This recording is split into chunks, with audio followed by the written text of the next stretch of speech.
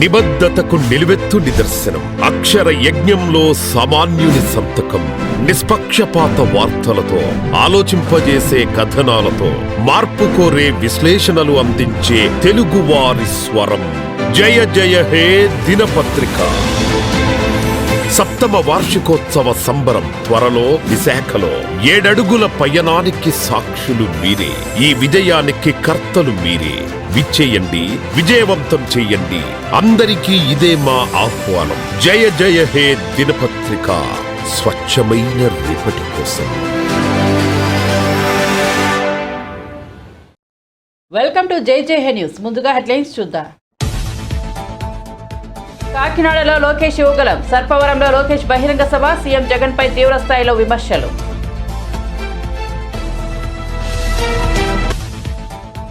Nagarjuna Sagar dam విషయంలో AP Telangana మధ్య వివాదం. వివిధ ప్రాజెక్టులపై వివాదాల పరిష్కారానికి సిద్ధమైన కేంద్రం. ఆగ్నేయ బంగాళాఖాతంలో వాయుగుండం. నెల్లూరు మచిలీపట్నం వద్ద తీరం దాటనున్న తుఫాన్.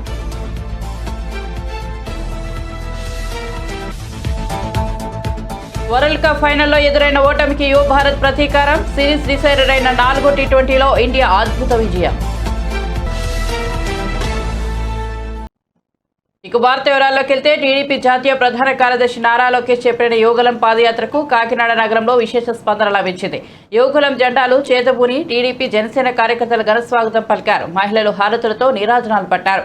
కాకినాడ రూరల్ సర్పవరంలో ఏర్పాటు చేసిన భారీ బహిరంగ సభలో లోకేష్ మాట్లాడుతూ సీఎం జగన్ పై నిప్పులు చెరిగారు. నాగార్జున సాగర్ వద్ద డ్రామా కూడా కోడికత్తి వ్యవహారం లాంటిదేనని ఎద్దేవా చేశారు. కరువుతో రైతులు అల్లాడుతుంటే కనీసం సమీక్ష కూడా చేయని జగన్కి తెలంగాణ పోలింగ్ రోజు రైతులు గుర్తొచ్చారని ఎద్దేవా చేశారు. అకౌంట్లో 10 రూపాయలు పడుతుంది, కానీ బల్ల కింద బటన్ నొక్కితే అకౌంట్ నుంచి 100 రూపాయలు విషయం పోతుంది. ఎలా పోతుందో చెప్పాలి కదా. ఒక అద్భుతమైన మేనిఫెస్టో ప్రకటించారు. ఉద్యోగాలు కల్పించే బాధ్యత నేను. ఇస్లాంలో ఆత్మహత్య చేసుకుంటా మహాపల్సిన అలవెన్స్ అందించే బాధ్యత పెద్ద ఎత్తున వేధిస్తున్నారు. ఎన్టీఆర్ బీచ్ ని కూడా అభివృద్ధి చేసి కూడా కొత్త పేరు పెట్టా. రెడీనా? దోపిడీ శేఖర్. ఏంటది? దోపిడీ శేఖర్. 10 కాదు 15,000 ఇల్లు అయినా వాళ్ళని డిస్మిస్ చేపిస్తా, జైలుకి పంపించే నాకు కూడా. మళ్ళీ మన ప్రభుత్వం వచ్చిన వెంటనే మైనార్టీ సోదరులకి ఇస్లామిక్ బ్యాంక్ కూడా 100 సంక్షేమ కార్యక్రమాలు కట్ చేసి, రోజక్క గురించి ఎందుకులే వదిలేసి, ఇంటికి వెళ్ళిపోదు గాలి పాప వదిలేసి. ఇప్పుడు మిమ్మల్ని అందరూ క్విజ్ అడగాలనుకున్నా. రెడీనా? రోజు జగన్ ఏం తింటాడు? ఆ రోజు రాత్రి మన పోలీస్ ని పంపిస్తాడు తెలంగాణ రాష్ట్రానికి. అక్కడ నాగార్జున సాగర్లో అయ్యేది ఏమీ లేదు, గొడవలు లేవు. పాపం మన పోలీస్ సోదరులు పంపించి తెలంగాణ పోలీస్ చేత మన పోలీస్ సోదరుల పైన కేసులు పెట్టించాడు ఈ సైకో జగన్. ఇది కూడా ఒక డ్రామా. కోడి కత్తి లాంటి ఒక డ్రామా, బాబాయ్ గుండు పోటు లాంటి ఒక డ్రామా. ఇదని ప్రజలందరినీ గుర్తుపెట్టుకోమంటున్నా. ఈ సైకో జగన్ ఒక అద్భుతమైన కట్టింగ్ ఫిట్టింగ్ మాస్టర్. ఏంటది? Cutting fitting master. ఈ సైకో జగన్ కి 2 బటన్లు ఉంటాయి. బల్ల పైన కంపడే బులుగు బటన్, బల్ల కింద ఒక ఎర్ర బటన్ ఉంటుంది. బల్ల పైన బటన్ నొక్కుతాడండి, అకౌంట్లో 10 రూపాయలు పడుతుంది, కానీ బల్ల కింద బటన్ నొక్కితే అకౌంట్ నుంచి 100 రూపాయలు విషయం పోతుంది. ఎలా పోతుందో చెప్పాలి కదా. కరెంటు ఛార్జీలు 9 సార్లు పెంచి బాధుడే బాధుడు. ఆర్టీసీ ఛార్జీలు 3 సార్లు పెంచి బాధుడే బాధుడు. ఇంటి పన్ను, చెత్త పన్ను, నిత్యావసర సరుకులు పెంచి బాధుడే బాధుడు. పెట్రోల్, డీజిల్, గ్యాస్ పైన కూడా పన్ను పెంచి బాధుడే బాధుడు. కాకినాడ ప్రజలందరికీ చెప్తున్నా, రేపో మాపో వాలంటీర్ వాసు ఇంటికి వస్తాడు. ఇలా గొట్టం తెచ్చుకొచ్చి ఉఫ్ అని ఊదమంటాడు. ఊదద్దండి, పొరపాటున ఊదద్దు. ఊదితే అమ్మా ఇంత గాలి పీల్చుతున్నాం అని గాలి పైన కూడా పన్నేస్తాడు ఈ సైకో జగన్. తమ్ముడు అంటున్నాడు. కాంగ్రెస్ పార్టీపై ఉన్న అభిమానంతో ప్రజలు తమ పక్షాన నిలిచారని సీఎల్పీ నేత బట్టి విక్రమార్క అన్నారు. తెలంగాణ రాష్ట్రంలో ఎన్నికల్లో పాల్గొని కాంగ్రెస్ పార్టీకి భారీగా ఓట్లు వేసిన ప్రజలకు సహకరించిన మీడియాకు అభినందనలు, కృతజ్ఞతలు తెలిపారు. శుక్రవారం గాంధీ భవన్లో ఆయన మీడియాతో మాట్లాడుతూ చాలా సర్వే సంస్థలు కాంగ్రెస్ పార్టీ అధికారంలోకి వస్తుందని ప్రకటించాయి. ఆపద్ధర్మ ప్రభుత్వం అధికారాన్ని దుర్వినియోగపరుస్తూ ప్రజలకు ఇచ్చిన అసైన్ భూములను ధరణిలో తప్పుడుగా నమోదు చేస్తున్నారు. అనంతరం వేరే వ్యక్తుల పేర్ల మీదకు మార్చేందుకు బీఆర్ఎస్ ప్రభుత్వం కుట్రలు చేస్తోందన్నారు. రైతులకు రైతు బంధు పథకాన్ని నిలిపివేసిన పరిస్థితులు రాష్ట్రంలో నెలకొన్నాయని బట్టి విక్రమార్క తెలిపారు. కాంట్రాక్టులకు బిల్లులు రిలీజ్ చేస్తున్నట్టుగా తెలుస్తా ఉంది. సో ఈ రెండు అంశాలపైన ఇది రాష్ట్ర ఎక్స్చెక్కర్కి భారీగా జరిగేటువంటి నష్టం. ప్రజలకు సంపదకు సంబంధించినటువంటి అంశం కాబట్టి ఈ రెండు అంశాలపైన స్పష్టత ఉంది. ఎట్లా ప్రభుత్వాలు మారుతున్నాయని తొందరపడి ఈ 2-3 రోజుల్లో ఫైనాన్స్ డిపార్ట్మెంట్ వాళ్ళు కూడా ఇటువంటి నిర్ణయాలు చేయొద్దని, దీనికి సంబంధించి కాంగ్రెస్ పార్టీ పక్షాన చాలా స్పష్టంగా ఎన్నికల కమిషన్ కూడా ఇట్స్ ఏ ట్రాన్సిషన్ పీరియడ్, ఒక ప్రభుత్వం నుంచి ఇంకో ప్రభుత్వానికి బదిలీ, ఇంకో పార్టీకి అధికారం బదిలీ అవుతున్నటువంటి ఈ 2-3 రోజులు లేకపోతే 4-5 రోజులు అడ్డగోలు వ్యవహారాలు చేయకుండా సంబంధిత అధికారులకి ఆదేశాలు ఇచ్చేటట్టుగా ఎన్నికల కమిషన్ ఈ రాష్ట్రానికి లేకపోతే ఎన్నికల కమిషన్ ఆఫ్ ఇండియా భారత ప్రభుత్వ ఎన్నికల కమిషన్కి కూడా పార్టీ పక్షాన మేము ఫిర్యాదు కూడా చేయబోతా ఉన్నాం.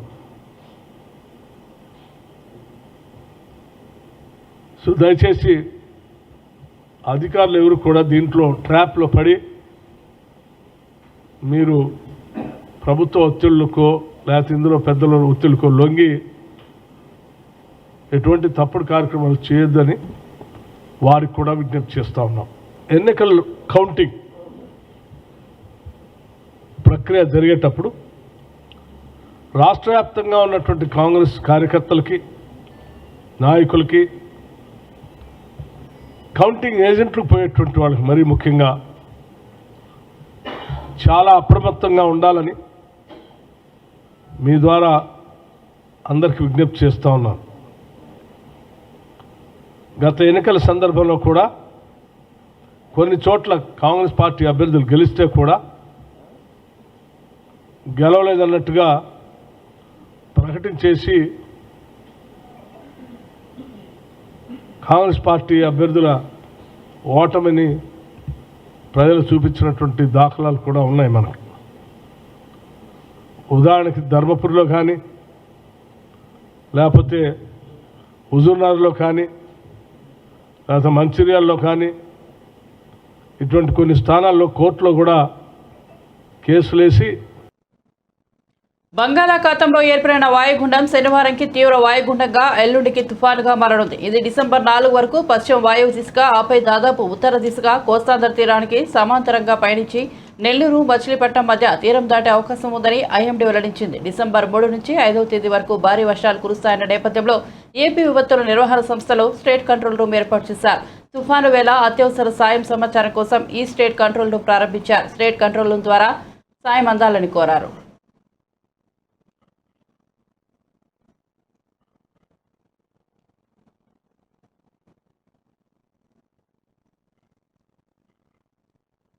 నాగార్జునసాగర్ డ్యాం వివాదంపై కేంద్రం స్పందించింది. ఏపీ, తెలంగాణ ప్రభుత్వ వర్గాల మధ్య ఉద్రిక్తతలను చల్లార్చేందుకు కేంద్ర హోంశాఖ రంగంలోకి దిగింది. సాగర్ డ్యాం వివాదంపై కేంద్ర హోంశాఖ కార్యదర్శి అజయ్ భల్లా వీడియో కాన్ఫరెన్స్ నిర్వహించారు. ఈ సమావేశానికి కేంద్ర జనవరుల శాఖ కార్యదర్శి, ఏపీ, తెలంగాణ సీఎస్లు, డీసీపీలు, సిడబ్ల్యూజీ, కేఆర్ఎంబీ అధికారులు హాజరయ్యారు. ఈ వీడియో కాన్ఫరెన్స్ లో కేంద్ర హోంశాఖ కార్యదర్శి అజయ్ భల్లా ఉభయ తెలుగు రాష్ట్రాలకు పలు సూచనలు చేశారు. సాగర్ డ్యాంపై యథాతథ స్థితి కొనసాగించాలని పేర్కొన్నారు. నవంబర్ 28కు ముందు ఉన్న పరిస్థితే కొనసాగుతుందని అన్నారు. డ్యాం ప్రస్తుతం సిఆర్పీఎఫ్ పర్యవేక్షణలో ఉంటుందని తెలిపారు.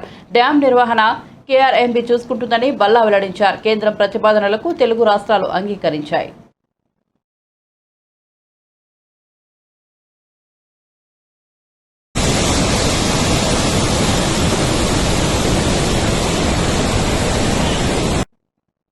తిరుపతి నుంచి విజయవాడ చేరుకున్న తెలుగుదేశం అధినేత చంద్రబాబుకు ఘన స్వాగతం లభించింది. గన్నవరం విమానాశ్రయంలో ఆయనకు టీడీపీ నాయకులు, అభిమానులు సాదర స్వాగతం పలికారు.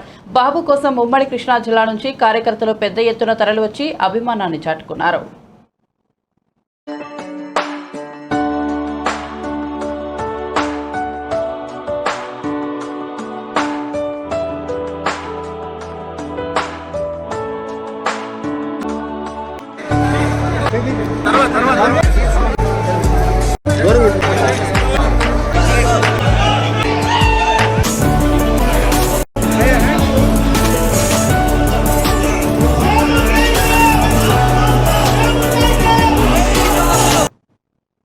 మంగళగిరిలోని జనసేన ప్రధాన కార్యాలయంలో పార్టీ విస్తృత స్థాయి సమావేశం జరిగింది. ఈ సమావేశానికి జనసేన పార్టీ అధినేత పవన్ కళ్యాణ్ హాజరయ్యారు. ఈ సందర్భంగా ఆయన మాట్లాడుతూ ప్రతిరోజు వైసీపీ ఓట్ షేర్ 0.5% తగ్గేలా పనిచేద్దామని శ్రేణులకు పవన్ కళ్యాణ్ పిలుపునిచ్చారు. జగన్ కోరుకున్న కురుక్షేత్రం యుద్ధం కాదు, కానీ జగన్ ను బయటకు పంపించే బలమైన యుద్ధం చేద్దామని అన్నారు. 151 మంది సభ్యులు ఉన్న వైసీపీ పార్టీ తెలంగాణ ఎలక్షన్లో ఒక్కరిని కూడా పోటీలో నిలబెట్టలేకపోయిందని అన్నారు. దివంగత మాజీ ముఖ్యమంత్రి గారి కూతురు పార్టీ పెట్టి పోటీలు చేయలేపారు.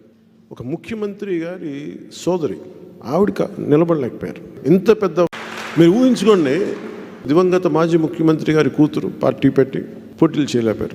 ఒక ముఖ్యమంత్రి గారి సోదరి ఆవిడ నిలబడలేకపోయారు.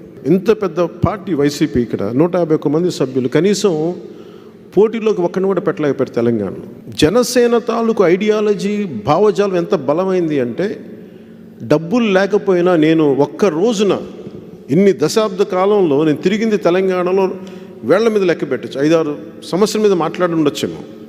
కేవలం నన్ను, నా భావజాలాన్ని నమ్మి నిలబడిన యువత, అసలు నేను ఆంధ్రాకి కంప్లీట్ కేంద్ర కార్యాలయం మార్చినా కానీ నీ భావజాలం మాకు నచ్చుద్ది, మాది తెలంగాణ సాయుధ పోరాట స్ఫూర్తి మీలో కనిపిస్తే మేము పోటీ చేస్తామని చెప్పి కోరుకొని ఈ రోజున మరి 8 స్థానాల్లో పోటీ చేశారు.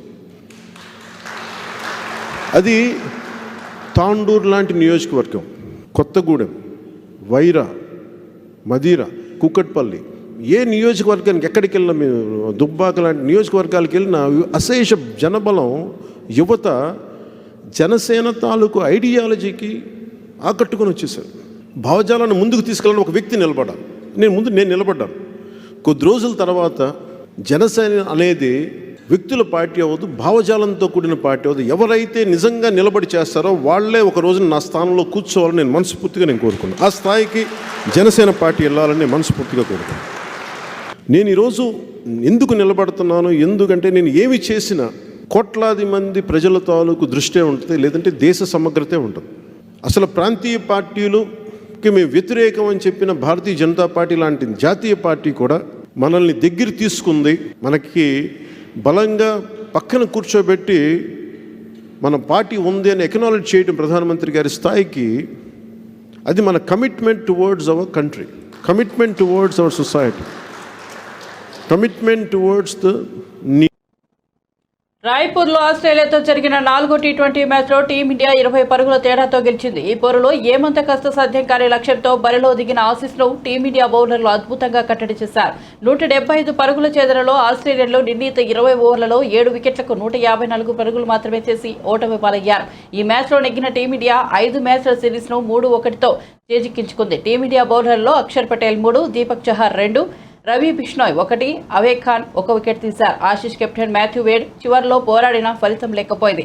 వేడ్ 23 బంతుల్లో 2 4లు 2 6లతో 36 పరుగులు చేశాడు. ఆసీస్ ఇన్నింగ్స్లో opener Travis Head 31, Ben McDermott 19, Matthew Short 22, Tim David 19 పరుగులు చేశారు. ఈ మ్యాచ్లో టాస్ ఓడి మొదట బ్యాటింగ్ చేసిన టీమిండియా నిర్ణీత 20 ఓవర్లలో 9 వికెట్లకు 174 పరుగులు చేసింది. సిరీస్ ఫలితం తేలిన నేపథ్యంలో ఇరు జట్ల మధ్య నామమాత్రపు చివరి టీ20 మ్యాచ్ డిసెంబర్ 3న బెంగళూరులో జరగనుంది.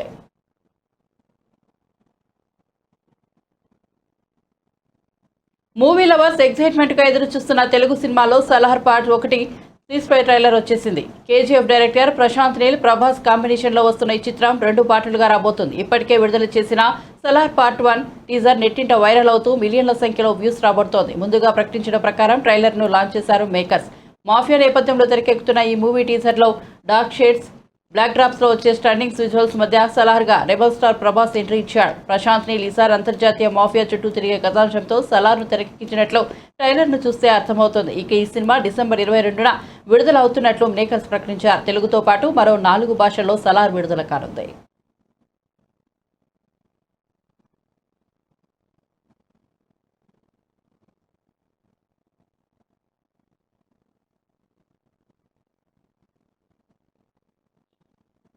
ఈ ఎన్నికల్లో మరోసారి బీఆర్ఎస్ పార్టీ ఘన విజయం సాధించబోతోందని ముఖ్యమంత్రి కేసీఆర్ ధీమా వ్యక్తం చేశారు. ఎగ్జిట్ పోల్స్ గురించి పరేషాన్ కావద్దని చెప్పారు. ఫలితాలపై జరుగుతున్న ప్రచారంతో ఆందోళన చెందవద్దని, తెలంగాణను మళ్లీ పాలించబోయేది బీఆర్ఎస్ అన్నారు. 3వ తేదీన సంబరాలు చేసుకుందామని చెప్పారు. పలువురు నేతలు ప్రగతి భవన్లో కేసీఆర్ను కలిశారు. ఈ సందర్భంగా కేసీఆర్ మాట్లాడుతూ ఈ వ్యాఖ్యలు చేశారు. 3వ తేదీ ఉదయం 8 గంటలకు కౌంటింగ్ ప్రక్రియ ప్రారంభం కానుంది. మంత్రి కేటీఆర్ సైతం బీఆర్ఎస్ గెలవబోతోందని ధీమా వ్యక్తం చేసిన సంగతి తెలిసిందే. మరోవైపు పలు ఎగ్జిట్ పోల్స్ కాంగ్రెస్ వైపే మొగ్గు చూపడం గమనార్హం.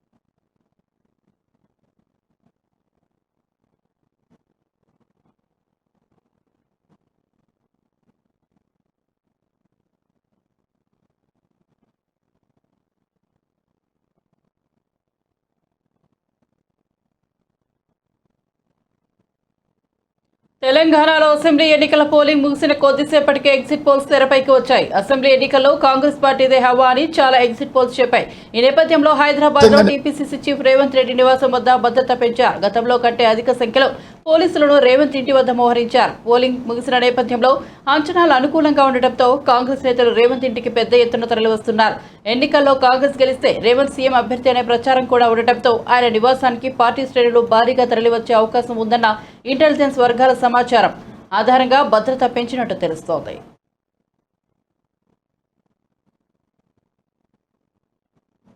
తెలంగాణ అసెంబ్లీ ఎన్నికల పోలింగ్ జరుగుతుండగా అనూహ్యరీతిలో నాగార్జున సాగర్ డ్యాం వద్ద ఏపీ తెలంగాణ మధ్య ఉద్రిక్తతలు చోటు చేసుకున్నాయి. దీనిపై ఏపీ నీటిపారుదల శాఖ మంత్రి అంబటి రాంబాబు మీడియా సమావేశం ఏర్పాటు చేశారు. సాగర్ పై ఏపీ పోలీసులు దండయాత్ర అని దుష్ప్రచారం చేశారని మండిపడ్డారు. చంద్రబాబు అసమర్థత వల్లే తెలంగాణ పోలీసులు ఏపీ భూభాగంలోకి వచ్చారని వ్యాఖ్యానించారు.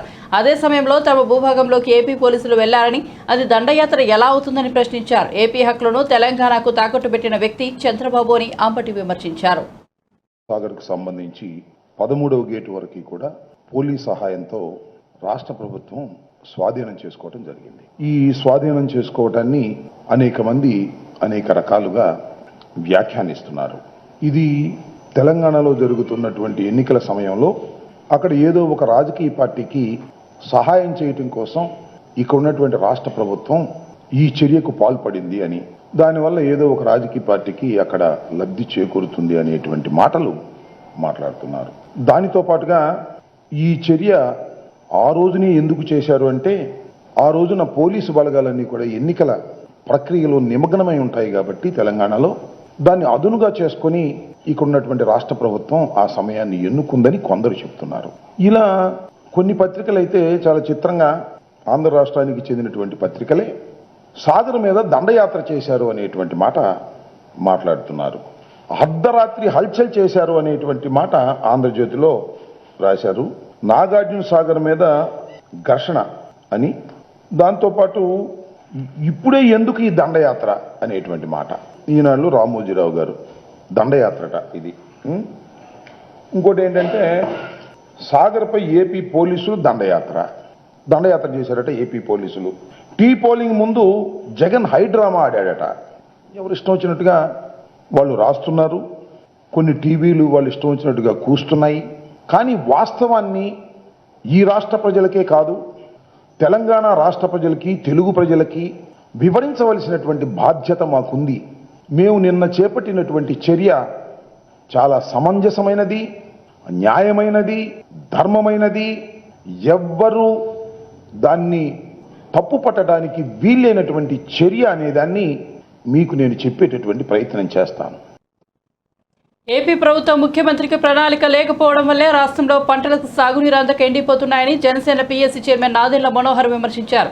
గుంటూరులో ఆయన మీడియాతో మాట్లాడారు. వైఎస్ఆర్సీపీ ప్రభుత్వంపై తీవ్రస్థాయిలో ధ్వజమెత్తారు. పెట్టుబడుల సదస్సులో చేసుకున్న ఒప్పందాలు ఏమయ్యాయో ప్రభుత్వం చెప్పాలని డిమాండ్ చేశారు. రాష్ట్రానికి రాజధాని లేని పరిస్థితి ఏర్పడడానికి సీఎం జగనే కారణమని విమర్శించారు. ఎక్కడ కూడా అభివృద్ధి జరగకూడదు, నష్టం జరగాలని కంకణం కట్టుకుని జగన్మోహన్ రెడ్డి గారి పరిపాలన సాగుతోంది. ఏమైపోతాడు రైతు ఈ రోజున? ఎందుకు ప్రభుత్వం ప్రణాళికతోటి చక్కగా మన ప్రాంతాల్లో నీళ్ళు వదలలేకపోయారు? అసలు ఎప్పుడైనా ఏ పంట కాలంలోనైనా మీరు కనీసం జాతీయ ఉపాధి హామీ పథకం కింద కానీ ఇరిగేషన్ శాఖ నుంచి ఇవ్వాల్సిన నిధులు కానీ ఒక్క గేట్ అయినా మీరు బాగు చేశారా? ఒక లాక్ అయినా మీరు సరిగ్గా చేశారా? ఒక కాలువకి మరమ్మతులు చేశారా? పూడిక కూడా తీయలేదు వీళ్ళు ఈ 4 సంవత్సరాల నుంచి. ఏం మాట్లాడతారు ఈ చేతకాని ప్రభుత్వం? రైతాంగానికి అపార నష్టం కలిగిపోయింది. 4 లక్షల ఎకరాలు మన ప్రాంతాల్లో ఎండిపోతున్నాయి. ఆయిల్ ఇంజన్లు పెట్టుకుని పైపులు వేసుకొని బ్రతిమలాడుకుని రైతులు పడుతున్న కష్టాలు వర్ణాతీతం ఈ రోజున. తప్పకుండా దీని గురించి జనసేన పార్టీ, తెలుగుదేశం పార్టీ కలిసి భారీ ఎత్తున ఉద్యమం చేయబోతోంది. చేయాలి రైతాంగం కోసం. ప్రభుత్వం నుంచి ఎక్కడ కూడా స్పందన అనేది కనపడడం లేదు. ముఖ్యమంత్రి కార్యాలయం ఏది నిర్ణయిస్తే అది, ఏ శాఖగా మంత్రి చురుగ్గా పాల్గొంటూ ఆ శాఖ పైన పట్టుంటే తప్పకుండా ఎప్పటికప్పుడు సమీక్షించుకుంటూ కొన్ని కార్యక్రమాలు చేయొచ్చు. ముఖ్యమంత్రి గారికి తీరిక లేదు. ఈరోజు విశాఖపట్నం పోయాడు హడావుడిగా.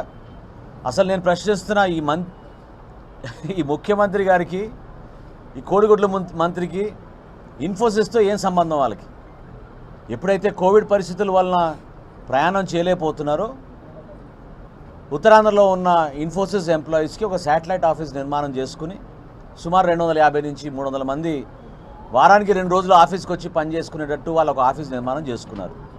దానికి ఈరోజు హడావుడిగా అదేదో ముఖ్యమంత్రి గారి చొరవ వల్ల ఇన్ఫోసిస్ వచ్చినట్టు దానికి వీళ్ళు ప్రారంభించుకోవడం, ఇంత తతంగం ఎందుకో నేను ప్రశ్నిస్తున్నాను. ఉపాధి కోసం ఎదురు చూస్తున్న యువత లక్షల సంఖ్యలో ఈ రోజున 6,16,000 మంది ఈ రాష్ట్రంలో మాకు ఉపాధి కావాలని ఎంప్లాయ్మెంట్ ఎక్స్చేంజ్లో పోయి నమోదు చేసుకున్నారు. ఆ పేర్లు అధికారికంగా ఇంకా నమోదు చేసుకొని వాళ్ళు ఎన్ని లక్షలు ఉంటారో మీరు ఆలోచించండి. ఖచ్చితంగా ఈ ముఖ్యమంత్రి ఈ ప్రాంతానికి ముందు క్షమాపణ చెప్పాలి. నిజంగానే ఆయన తాడేపల్లి నుంచి కాకుండా అమరావతిని వదిలేసి విశాఖపట్నంకు పోయి పరిపాలించడానికి సిద్ధమైతే ఎందుకు మోసం చేశాడు ఈ ప్రాంత ప్రజలకని చెప్పాలి. ఏమైపోయింది ఈరోజు వాస్తవాలు? ఇక్కడ ప్రభుత్వం నుంచి ఇంత డబ్బు వెచ్చించి ఆంధ్రప్రదేశ్కి ఈరోజు కూడా రాజధాని లేని పరిస్థితుల్లో మనం చెప్పుకుంటున్నామంటే దానికి కేవలం వైఎస్ జగన్మోహన్ రెడ్డి బాధ్యత. ఆడుదాం ఆంధ్రాలో ఆడాలని రాష్ట్ర వ్యాప్తంగా ఉన్న క్రీడాకారులు తహతహలాడుతూ వెల్లువుల రిజిస్ట్రేషన్లు చేసుకుంటున్నారు. మీ ప్రతిభను పదును పెట్టేందుకు సీఎం వైఎస్ జగన్ కల్పిస్తున్న గొప్ప అవకాశం ఇది. 50 రోజుల్లో దాదాపుగా 3 లక్షల మ్యాచ్లు ఆడిస్తున్నావు. మీ ఆట ఏంటో ప్రపంచానికి చాటి చెప్పేందుకు మునిపెన్నడూ లేని సువర్ణ అవకాశాన్ని వదులుకోకండి మంత్రి ఆర్కే రోజా పేర్కొన్నారు. క్రీడా సంబరాన్ని చేయలేదు, ఇంత మొత్తాన్ని కూడా ఎప్పుడు కేటాయించలేదు. ఇది one and only young and dynamic ముఖ్యమంత్రి జగన్మోహన్ రెడ్డి గారికి సాధ్యమైందని కూడా ఈ సందర్భంగా తెలియజేసుకుంటున్నాను. ఎందుకంటే క్రీడల పట్ల ఆసక్తి, అభిమానం ఉన్న వ్యక్తి, యువత మీద నమ్మకం ఉన్న వ్యక్తి. ఎలాగైతే యువతకి ఉద్యోగ అవకాశాలు, పర్మనెంట్ జాబ్స్తో పాటు జగన్మోహన్ రెడ్డి గారు ముఖ్యమంత్రి అయిన తర్వాత ఏ ముఖ్యమంత్రి చేయని విధంగా ఈరోజు చేసి చూపించారు. అలాగే ఈరోజు యువతలో ఉండే టాలెంట్ని బయటకు తీసి వారికి బంగారు భవిష్యత్తు ఇవ్వటం కోసం ఈ చరిత్రలో కని విని ఎరుగని రీతిలో ఇంత పెద్ద ఎత్తున, అంటే దాదాపుగా మీరు చూస్తే 50 రోజుల్లో 3 లక్షల గేమ్స్, అంటే 3 లక్షల మ్యాచ్లు ఆడిస్తున్నారు. ఇది ఎప్పుడైనా విన్నారా? అసలు కలగన్నారా? మేము అదృష్టవంతులం. ఈరోజు జగన్మోహన్ రెడ్డి గారి నాయకత్వంలో ఆయన ఆలోచనని కార్యరూపం దార్చే విధంగా ఇక్కడున్న మేమే కాదు, ఈ రాష్ట్రంలో ఉన్న ఆఫీషియల్స్ అందరూ కూడా ఇన్వాల్వ్ అయ్యి ఈరోజు ఈ ఆడుదాం ఆంధ్రాని సక్సెస్ఫుల్ చేయడానికి ముందుకు నడుస్తున్నారు. ఎన్ని లక్షల మంది క్రీడాకారులు పాల్గొన్నా ఇబ్బంది లేకుండా సక్సెస్ఫుల్గా ఆడి వాళ్ళు గెలిచే విధంగా ఈరోజు అన్ని ఏర్పాట్లు కూడా పూర్తి చేయబడినాయి. ఈరోజు మీరే చూశారు, మా ట్రైలర్ ఇప్పటికే సక్సెస్ఫుల్గా వైరల్ అయిపోయింది. 72 అవర్స్లో దాదాపుగా 5 లక్షల మంది ఈరోజు రిజిస్టర్ చేసుకోవడం జరిగింది. మీరు రిజిస్టర్ చేసుకోవాలి అంటే ఈరోజు aadudamandra.ap.gov.in ద్వారా మీరందరూ కూడా రిజిస్టర్ చేసుకోవచ్చు. లేదంటే 1902 టోల్ ఫ్రీ నంబర్ ద్వారా కాల్ చేసి రిజిస్టర్ చేసుకోవచ్చు. లేదా మీ దగ్గరలో ఉన్న సచివాలయానికి వెళ్తే అక్కడున్న స్టాఫ్ మీకు రిజిస్టర్ చేసేదానికి వాళ్ళు హెల్ప్ చేస్తారని కూడా ఈ సందర్భంగా తెలియజేసుకుంటున్నాను. అలాగే ఈరోజు ఈ రాష్ట్రంలో ఉన్న యువతకి నేను అందరినీ కూడా ఆహ్వానిస్తూ అందరినీ రిక్వెస్ట్ చేస్తున్నా, ఇంత మంచి అవకాశం మళ్ళీ వస్తుందో లేదో మీ అందరూ కూడా ఈ అవకాశాన్ని సద్వినియోగపరచుకోండి. ఇది మీ ఆరోగ్యం కోసం, ఇది మీ భవిష్యత్తు కోసం, ఇది మీలో ఉన్న ప్రతిభకి పట్టం కట్టడం కోసం, ఇది మీలో ఉన్న క్రీడా స్ఫూర్తిని పెంచడం కోసం. ఈరోజు జగన్మోహన్ రెడ్డి గారు ఈ రాష్ట్రంలో దాదాపుగా 1 కోటి మంది దాకా రిజిస్టర్ చేసుకుంటారని మేమందరం కూడా ఎక్స్పెక్ట్ చేస్తున్నాం. సో మీ అందరూ కూడా రిజిస్టర్ చేసుకొని ఈ ఆంధ్రప్రదేశ్ని. అల్లరి నరేష్ తన 63వ చిత్రానికి కొబ్బరికాయ కొట్టారు. ఆయన ప్రధాన పాత్రల్లో బుచ్చమ్మ మల్లి పేరుతో ఈ చిత్రం రాబోతోంది. సుబ్బు దర్శకత్వం వహించనున్నారు. ఈ సినిమా ఓపెనింగ్ పూజా కార్యక్రమాలకు దర్శకులు మారుతి, అనిల్ రావిపూడి ముఖ్య అతిథులుగా హాజరయ్యారు.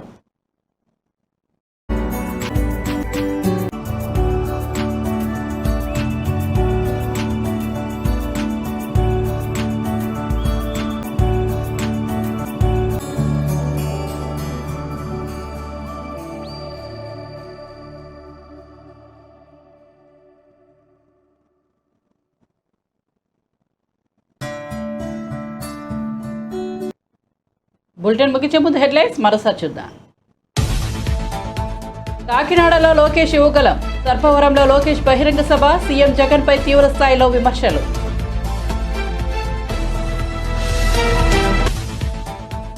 నాగార్జున సాగర్ డ్యాం విషయంలో ఏపీ తెలంగాణ మధ్య వివాదం, వివిధ ప్రాజెక్టులపై వివాదాల పరిష్కారానికి సిద్ధమైన కేంద్రం.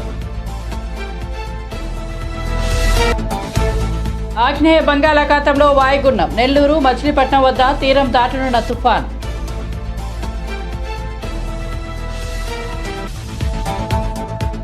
వరల్డ్ కప్ ఫైనల్లో ఎదురైన ఓటమికి యువ భారత్ ప్రతీకారం, సిరీస్ డిసైడర్ అయిన 4వ టీ20లో ఇండియా అద్భుత విజయం. మరిన్ని అప్డేట్స్ కోసం చూస్తూనే ఉండండి జై న్యూస్.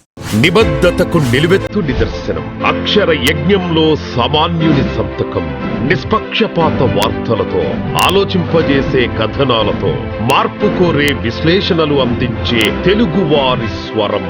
జయ జయ హే దినపత్రిక. 7వ వార్షికోత్సవ సంబరం త్వరలో విశాఖలో. 7 అడుగుల పయనానికి సాక్షులు మీరే, ఈ విజయానికి కర్తలు మీరే. విచ్చేయండి, విజయవంతం చెయ్యండి. అందరికీ ఇదే మా ఆహ్వానం. జయ జయ హే దినపత్రిక, స్వచ్ఛమైన రేపటి కోసం.